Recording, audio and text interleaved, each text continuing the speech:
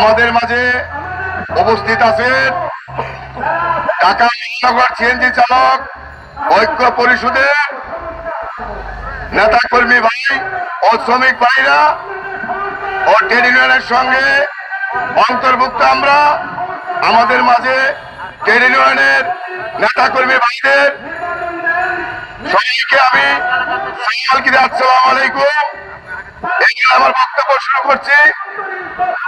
ঘটনা হয়েছে ভাই, আমরা নির্যাতিত অনেকবার হয়েছি।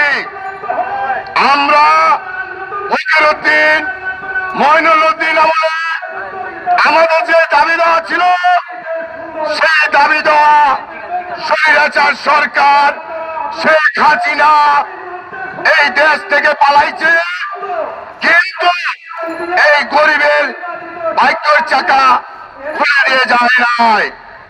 যখন আর আমরা এই শ্রমিক নেতাদের নিয়ে তার কাছে মিনতি করেছি এবং আত্মনাদ জানাচ্ছি যে আমাদের গরিবের দিকে একটু লক্ষ্য করতে, আমরা বারবার বিআরটি চেয়ারম্যানের কাছে এই লক্ষ লক্ষ শ্রমিক নিয়ে বিআরটি চেয়ারম্যানের এখানে উপস্থিত হয়েছি, কিন্তু বিআরটি চেয়ারম্যান আমাদেরকে ললিপপ ধরাই দিয়ে বলছে আপনারা ললিপপ চান, আর মালিকরা মোটা অঙ্কের টাকা দিয়ে তাদেরকে শোষণ করেছে। শাসনের নামে শোষণ করে তারা আজও পর্যন্ত আমাদের সেই শ্রমিকের আশা আকাঙ্ক্ষার বাস্তবায়ন করতে পারে নাই।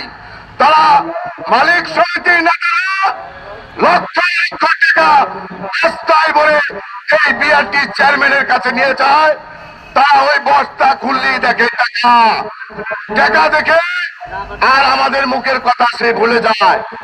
তারা কি বলে, তারা এই শ্রমিকের ফকিরউদ্দিন মঈনুদ্দিন আমলের যে ৫,০০০ গাড়ি দেওয়ার কথা ছিল আজ পর্যন্ত সেই ৫,০০০ গাড়ি বাস্তবায়ন হয় নাই। এই দালাল শোষণকারীরা এই মালিকের সাথে হাত মিলিয়ে আমাদের গাড়িগুলি আজও পর্যন্ত শ্রমিকের হাতে দেওয়া হয় নাই, এবং এই ৫,০০০ গাড়ি যদি দিত আরো ১৫ বছর আগে এই শ্রমিকরা হাতে হাতে গাড়ি পাইত।